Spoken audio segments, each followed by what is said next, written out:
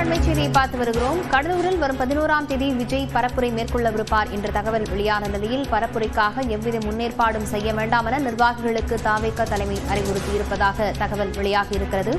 இதுகுறித்த விவரங்களுடன் செய்தியாளர் பிரேம் இணைந்திருக்கிறார். பிரேம், விவரங்களை பதிவு செய்யலாம்.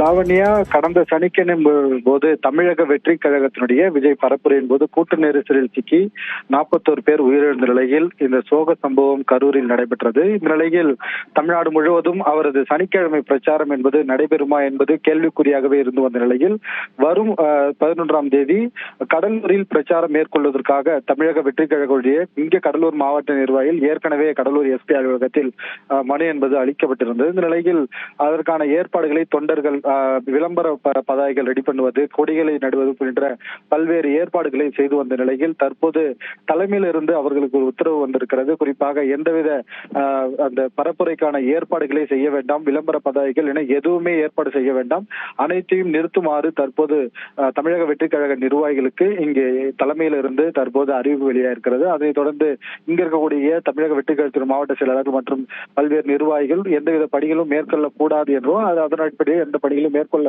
வேண்டாம் என்றும் தலைமை கழகம் அறிவித்தன் பேரில் அவர்கள் எந்தவித பணிகளும் மேற்கொள்ளவில்லை. இந்நிலையில் ஏற்கனவே தமிழக வெற்றி கழக நிர்வாகிகள் இந்த கரூர் சம்பவம் தொடர்பாக தற்காலிகமாக அனைத்து நிகழ்ச்சிகளும் ரத்து செய்யப்பட்ட நிலையில் அடுத்தடுத்து வருகிற சனிக்கிழமை பிரச்சாரம் என்பது நடைபெறுமா என்பது கேள்விக்குறியாகவே இருக்கிறது. விவரங்களுக்கு நன்றி பிரேம்.